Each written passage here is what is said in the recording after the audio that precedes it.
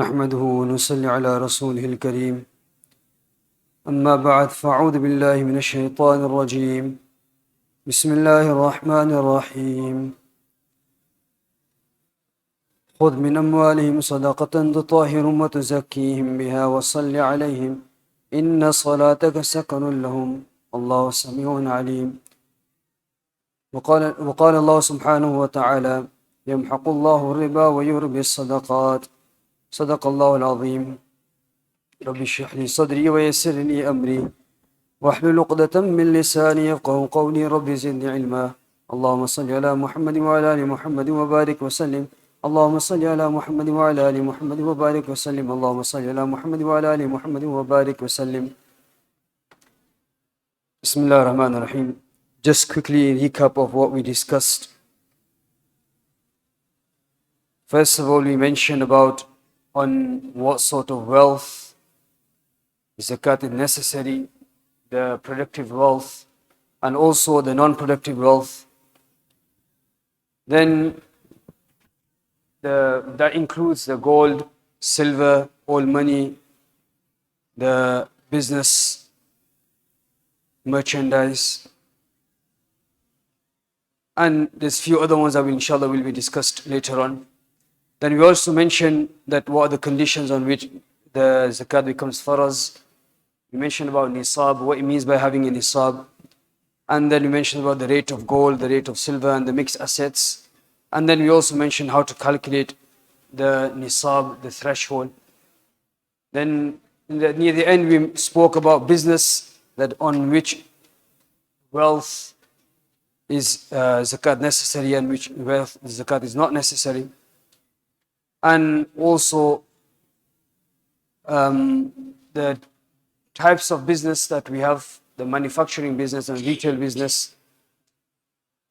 On all money in the business account, zakat is necessary.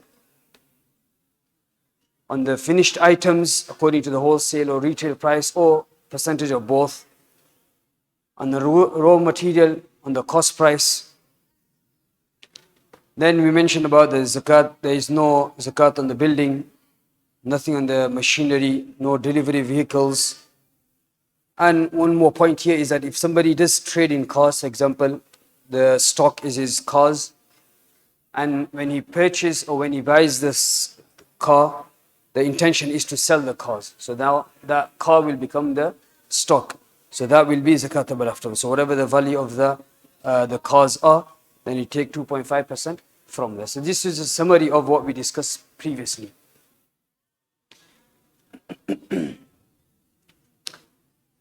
Now we continue on where we left off.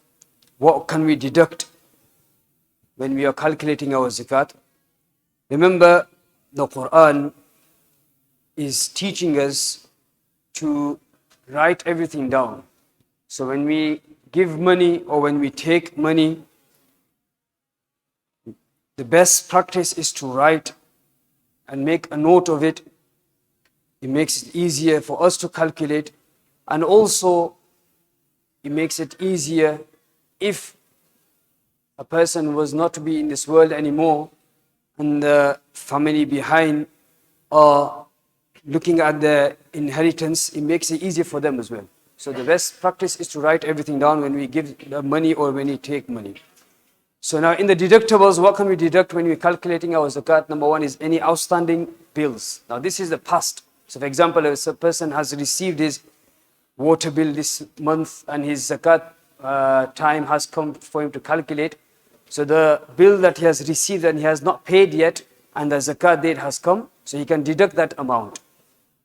Or for example, council tax, and now he has to pay that month and the zakat date has come, he can deduct that amount. So whatever is outstanding, not for future. Not for future. A person thinks, okay, next 3 months, I am, for example, going to pay £300.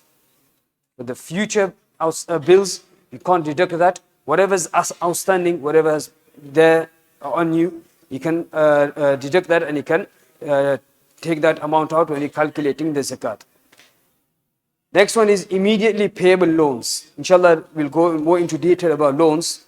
So something that we need to pay immediately, as soon as possible. We've borrowed some money from family member or from some other place, and we need to pay the amount immediately as soon as possible, then we can deduct that amount as well. Inshallah, more will come into this as well. Deferred loan is when we make a payment plan. So you took a large sum from some amount, either private or from other place, and then you've made a plan that, okay, in the next 5 years, next 10 years, this is what you're going to be paying. So we can take a certain amount from there as well. Then that is the next 12 months, according to the Islamic calendar, the next 12 months that we can deduct. So the payments due in the next coming Islamic year, basically the next 12 months, we can deduct from there. Outstanding debts on goods purchased. A person, he's got a business, for example, and he's purchased certain items, he's purchased books or something like that, and he hasn't done the payment yet. The zakat date has come, he's calculating his zakat. Now he can deduct that amount that he owes the manufacturer that he has purchased those items from. So that amount that which is outstanding, he can also deduct that amount from his zakat. Salaries due to be paid that month. A person has a business and he's got people working for him, and the zakat time for him has come, and he is calculating his zakat, and he hasn't paid the wages for his workers yet, so he can deduct that amount in his calculation. And the last one is mahar, unpaid dowry if paying in that year. So somebody, when nikah was done, he agreed to pay a certain amount, but he wasn't able to pay that immediately. Few months has gone by, or maybe some time has gone by. Now he's calculating his zakat and he makes the intention, okay, this year I will pay the mahar that I need to pay, I will pay it off this year. So now he can deduct that amount when he is calculating his zakat. So these are the few areas where a person can deduct when he is calculating his gross value of the zakat. From the whole amount, he can take out from the whole amount. Now go into more detail about debts to be paid. Now debts to be paid sometimes is immediate. So you've took a couple of £100, £1,000 or £2,000 from some family member, and now you need to be paying that amount off as soon as possible. Now when we have this sort of amount, we can deduct the complete full amount. So whatever amount that you've taken, you can deduct the complete amount from your gross asset value of the zakat, from the gross asset. The second type of debt that you may have is a deferred long term. So the first one is a short term. The second one is a long term, where a person has took an amount, and the lender that he has lended him the money, he's made a payment plan that in the next 5 years or next 10 years, whatever, you pay monthly this amount. So now when it is a long term, the ruling is slightly different. You can only deduct the amount for the year that you will be paying. So that 1 year, in the 12 months that you're going to be paying. For example, a person is paying back £500 a month. He is paying back £500 a month. So that means that if he times it by 12, he'll be able to take out 6,000 when he's calculating his zakat, because he is in debt of 6,000 for that year. So he's not going to deduct the entire 50,000 that he has took. For example, he took 50,000 from the person from a bank, and he has made a payment agreement that will pay back in 5 years or 10 years, and he's paying back 500 a month, for example. So he can deduct only that 1 year round. He won't be deducting 50,000. He'll only deduct 6,000 when he is doing the calculation. Now you have another loan where conventional interest, where a person might take a mortgage out, might take a loan out. Now taking mortgage out with interest or not is obviously a person should avoid. In taking interest, dealing with interest itself is a sin. So some people still have this sort of mortgage. Now when we have mortgage like this, now again that usually is on a payment plan. So you're paying a certain amount a month. Now in the amount that you're paying monthly, there's two separate payments that you're making. One payment you're making is actually the amount that you owe, and the second payment that you're making is the interest on that amount. So you're paying 2 parts and 2 different payments in 1 month. For example, if a person is paying £500, out of the £500, 400 is actually the amount that he owes the bank, and 100 is actually the interest on there. So when he is deducting this sort of amount, loan, he will only deduct that £400, not full 500, because that 100 extra is interest. So you can't deduct interest when you calculate in zakat, because interest itself is haram. So you can't deduct the full amount. You're only deducting what the amount you actually owe the bank, not the interest. So you will not include the interest in there. Next one is money loaned to others. So the first one is that you've took money. Now this one is that when you give money to somebody else, what happens then? Now you've got the lender, the person who has given the money, and you've got the debtor, the person who has borrowed the money. So you've got person A who has given the money, and you've got the person B who has took the money. This divides into two different categories. You've got something called weak debt receivable, and you've got something called strong debt receivable. So we'll move on to the weak debt receivable. Weak debt receivable is when a person is waiting to receive one of the following types of payment. He's waiting to receive following types of payment. Number one is wages to be paid. So the company that he is working for, he hasn't paid, the company has not paid him the wages yet.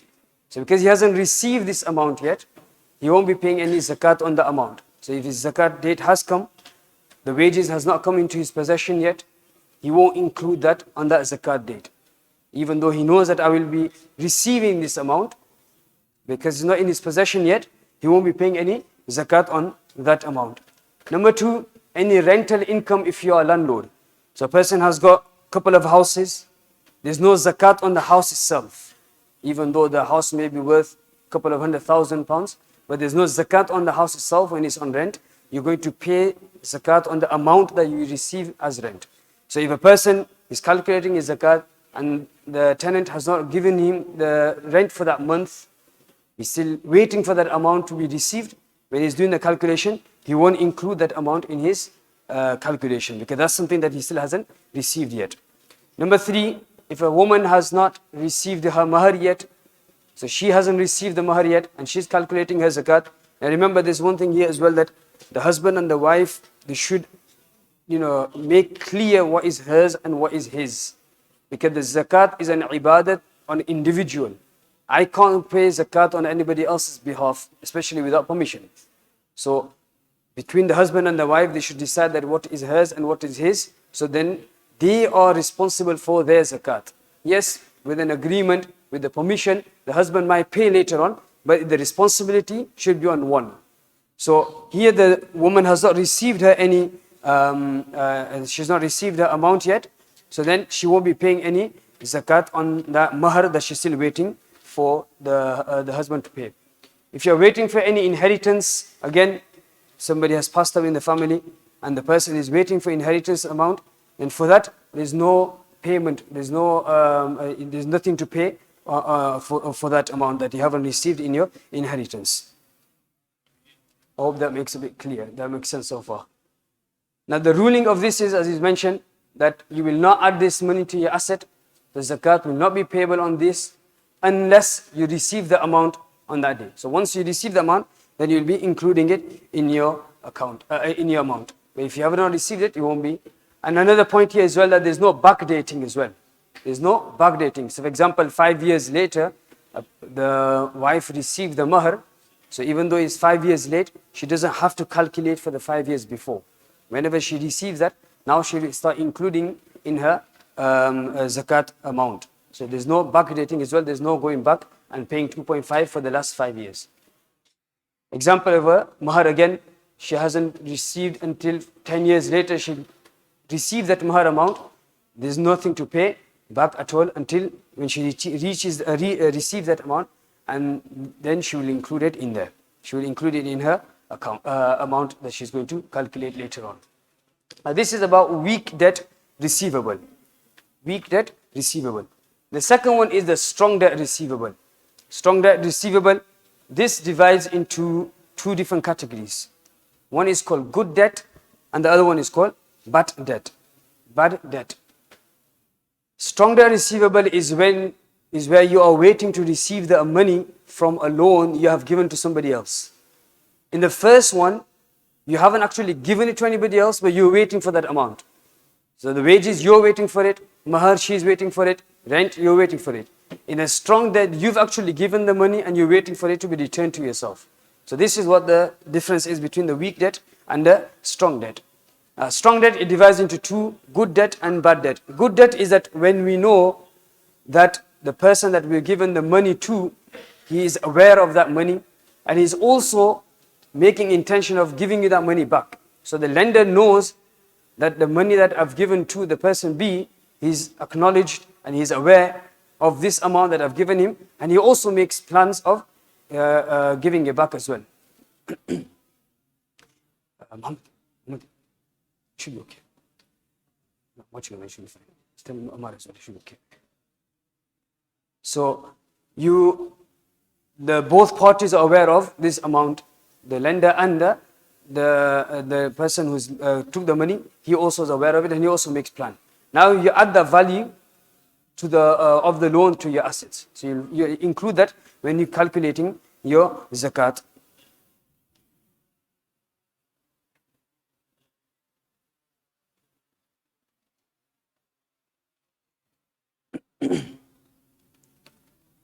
The second one is bad debt, where the person that you're given money to, he doesn't acknowledge it.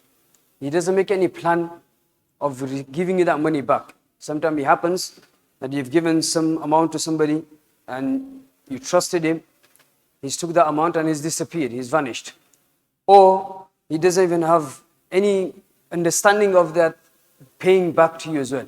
There's no sign of him giving you that amount back to you. In this case, as it says here, there's no chance of getting that money back. So in this case, you won't be adding that value in your when you're calculating the zakat. So you won't be adding that value in the calculation. And also on this, for example, a couple of years later, the person realized the mistake and the wrong he had done. 5 years later, 10 years later, because somebody's nasiyat hit him, somebody's bayan hit him, and he realized that I actually took money from that person, I need to give it back to him. Now, if you do receive the amount that you had no thought of receiving, there's no backdating in that one. So once you've received it, it's like a hadiyah for you. You just take it as a ni'mah from Allah. So there's no backdating in this one. There's no backdating in when you receive this amount where you had no hope of receiving anything at all. So there's no need to backdate it if you receive later. Now moving to a very technical area. It's a very complicated area. I'm not going to go into much detail because at the bottom is written that there's actually a whole study done, Zakat on Pension by Mufti Faraz Adam. So if you type in, you might be able to find the kitab. He's done a thorough study on the pensions. So we're just going to go through briefly about what pension is and how to calculate pensions. First of all, what is pension? A pension is a saving scheme which will help a person save money which they can receive once they receive the retirement age. So once you receive the retirement age, you receive that amount. Now this divides into different categories. It divides into different categories, different types. One of them is called the state pension. One of them is called the state pension, the government pension. And this is taken out regardless if you agree or not agree. They take it out of your money. And when you reach the pension age, then you will start receiving that amount. In this one, there's no zakat because there's no access to it. There's no way you can get access to it throughout your life until you reach the amount. So until you reach that age, there's no zakat on this type of pension. The second one is called workplace pension. Workplace pension divides into two different categories. One is called defined benefit and the other one is called defined contribution. Now, obviously those who are working will have and they've gone into pension, will have a bit of understanding what defined benefit is and what defined contribution is. Defined benefit is also known as final salary pension. Now, if it's the defined benefit amount, there's no zakat in there. There's no zakat in there because you will receive this after, once you finish work and you reach a certain age. Then you will start receiving that amount. Again, there's no zakat on this one. If it's the second one, which is the zakat, defined contribution one. Defined contribution one is where the provider, they invest the money. On this one, there is zakat on this one. So zakat on defined contribution. And there's a third category, it's called individual pension. Individual pension is self-invested pension, stakeholder pension. So these are the different names of this one. There is zakat on this one. So this is just the overview of what zakat, the pension, zakat on pension is. So you've got state pension, there's no zakat on this one. Workplace pension divides into two: defined benefit, defined contribution. So defined benefit, there's no zakat, and defined contribution, there is zakat. Now, how do you calculate the zakat if you had to pay zakat on the pension? There's two different ways. One of them is that you can actually check the fact sheet of the company that you've invested your pension money in. They have the whole breakdown of what their assets are, what their investments are, what their stocks are. So you have the breakdown of everything. So if you are able to get that, then you will calculate the zakatable assets of the company only. Because not the entire business is zakatable. As we mentioned earlier on when we talked about spoken zakat, there is no zakat on the business, on the building itself, on the delivery vehicles. Like this, wherever your pension has been invested into, the entire business won't be zakatable. There will be only certain assets will be zakatable. So if you are able to get the fact sheet, then you can calculate the zakat assets on there. Okay, so you just calculate it and you include it in your amount. Now the second way is that you're not able to get the fact sheet at all. You're not able to get the fact sheet. Then there's ulama have studied, again Mufti Faraz Adam Sahib, he and few other scholars have studied around 20 different companies. 20 different companies, and they've determined, some fund, and they've determined some calculations for us to make it easier. That's called the proxy table to determine the assets of the proxy. Again, this is when you can't get the fact sheet. So the scholars have put a table together, which is on the next here. Again, those who are into pension will understand what all of this is about. So they've studied about 20 20 companies, and they've concluded into this, that if your pension is gone into Sharia funds, that means that from the entire company, 26% of it is zakatable. Direct property fund, 15% of it is zakatable. Equity funds, 27%. Mixed assets, 50%. And if it's bond, gilts, fixed interest funds, then the 100% of it is zakatable asset. If you're able to get hold of the booklet and the book about pension, zakat and pension by Mufti Faraz Adam, inshallah it'll give you a better understanding on that as well. So if it is one of these and you're able to find out which fund it is, then you will include that in your zakat, in your calculation. For example, a person has a pension and his pension is into property fund, is very into property fund. We mentioned the property fund was 15%. We mentioned in that is 15% on there. So his proxy value is 15%. Now the full investment, it comes to £50,000. The full pension fund of his is £50,000. So he's not going to pay 50,000 complete. He will only be paying 15% of that 50,000.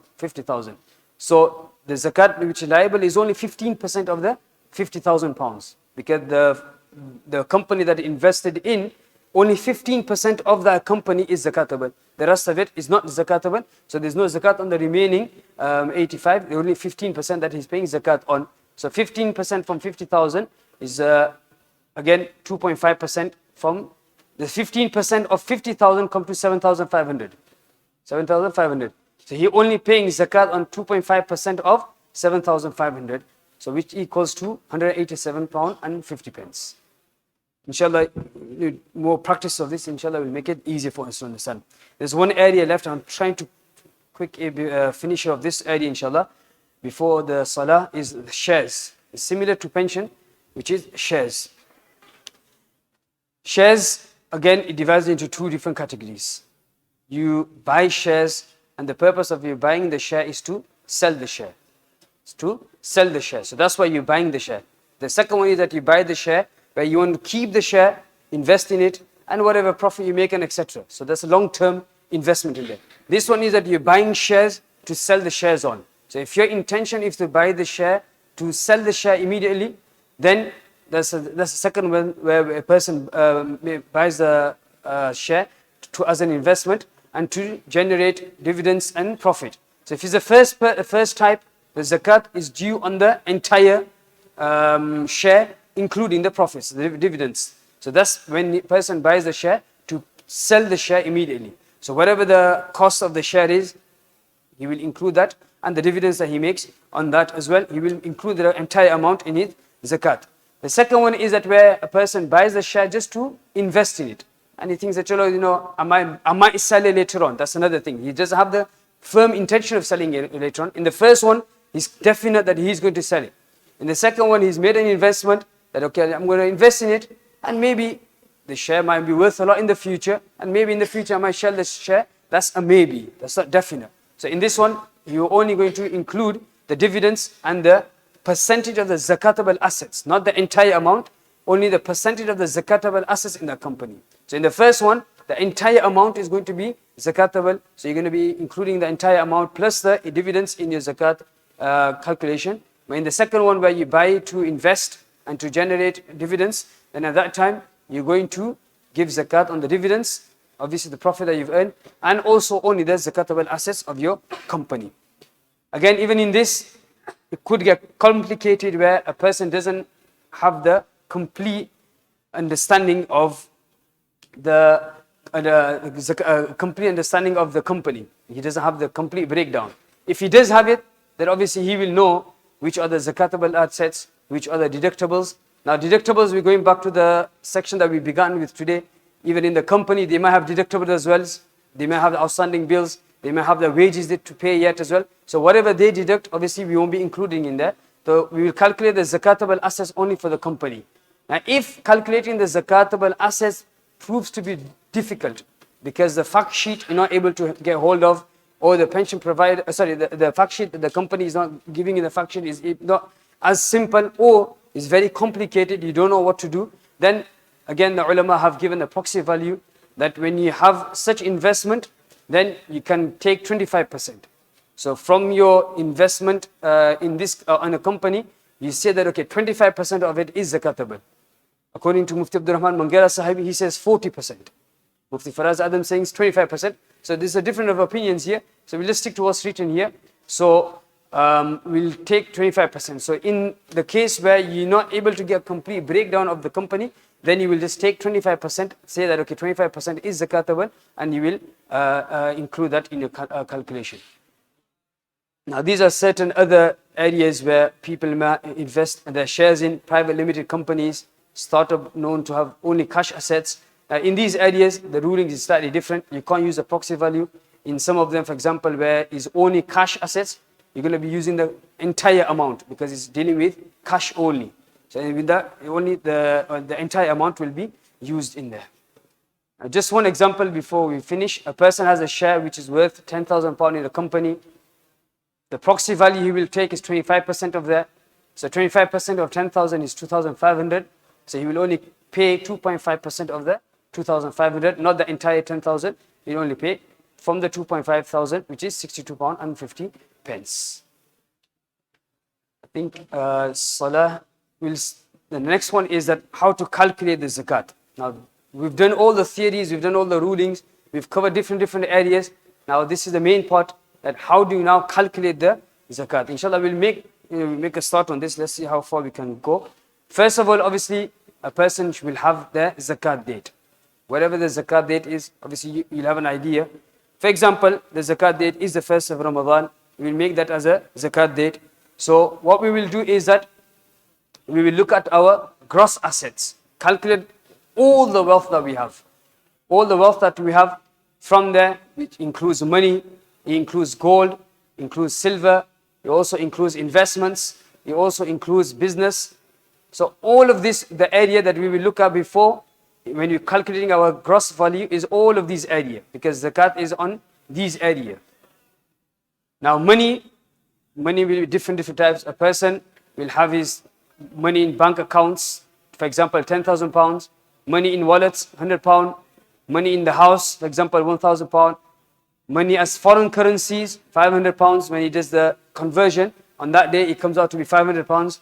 Money in foreign accounts as well, You may have something, but in this example, is 0. So the total amount of money is, if you calculate here, is, cash in joint accounts as well. So he's got, with his partner, there's some money in the joint account as well, which is £5,000. So total money that he has got in cash is £16,600. So that's the money area covered. Now the next one is gold.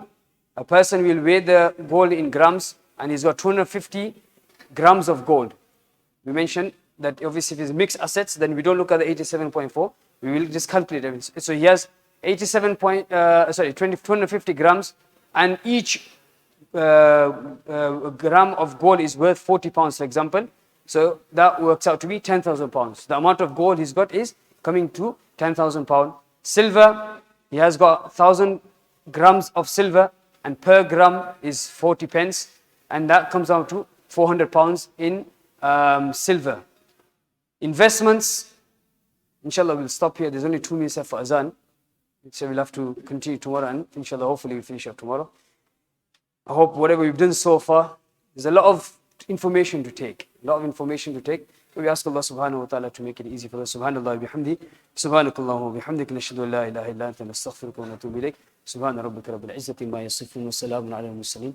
Walhamdulillahi rabbil alamin bi rahmatika.